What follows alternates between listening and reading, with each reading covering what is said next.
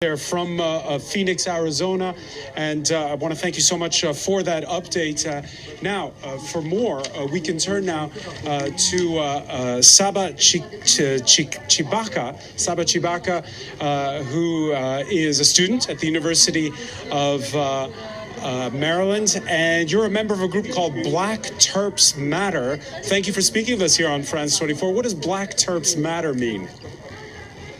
Absolutely. Thank you so much. So Black Terps Matter. Terps is short for Terrapins, which is the mascot at the University of Maryland.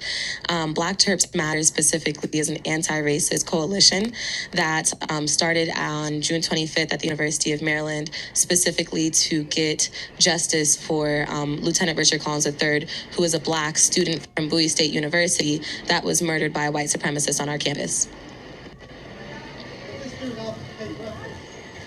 It's interesting when we look at some of the exit polls from Tuesday. Obviously, the protests that we saw all summer calling for police reform. You can hear perhaps behind me there, downstairs from where we are, across from the White House. There are Black Lives Matter protesters. But voters didn't rate that as the top issue or one of the two top issues in their decision for who they cast a ballot. How much has Black Lives Matter, from what these early results show, impacted the final result?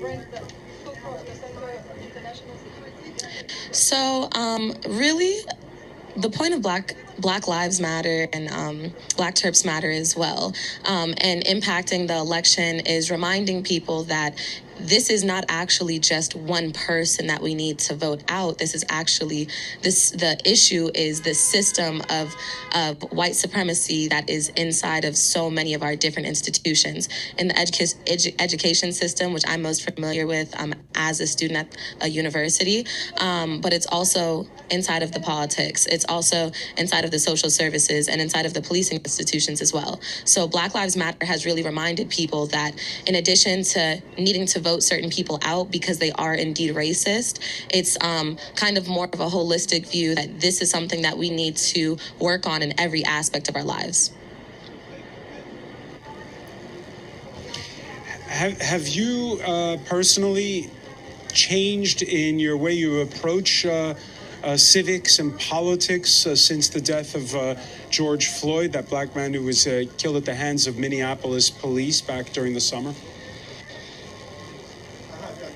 Yeah, absolutely. The death of George Floyd really made me have a new perspective on how I was going to go about resisting in my everyday life.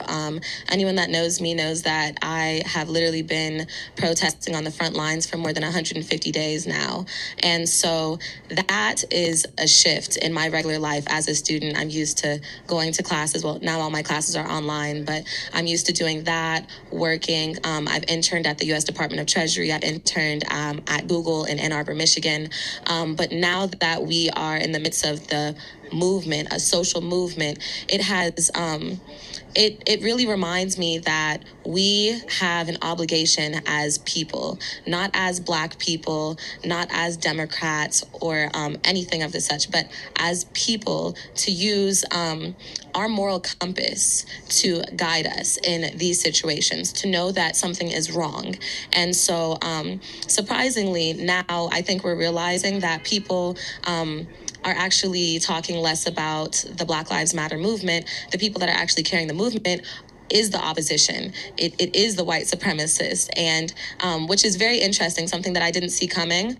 But at the end of the day, we need to remain in the headlines. We need to remain in the newspapers. So it's looking like if it's not us talking about it, it's the people that hate us, which I'm not mad at. Well, on that point, when we've been driving around, we've seen on the front lawns of the affluent suburbs of Washington, D.C., Black Lives Matter signs competing with signs supporting the candidates. Most instances, it's the Biden side. What's your thought when you see those Black Lives Matter signs in stores, on people's front lawns? Well, when I see the Black Lives Matter sign, it reminds me of compassion. Being a part of this Black Lives Matter movement is completely a choice. It's a choice. It's optional for a lot of people. A lot of people, including Black people in America, are choosing not to incorporate themselves into this movement. Now, I always say it's a lot of people do the same thing for different reasons.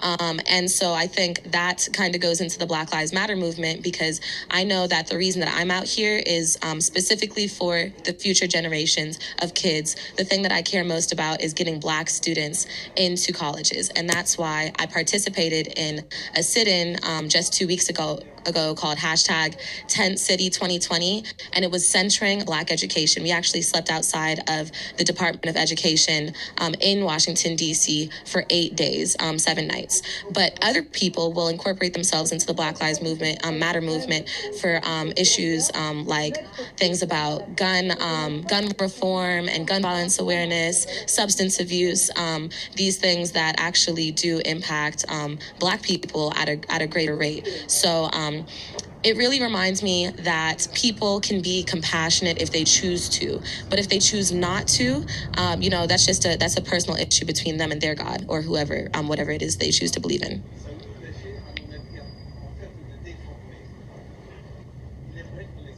For joining us, Saba, activist with Black Torps Matter. Good luck with your studies at the University of Maryland. And like I suppose you and everyone else, we're all waiting for those results. Let's hope it goes whichever way that you want. At this point in time, we're joined by France 24 correspondent.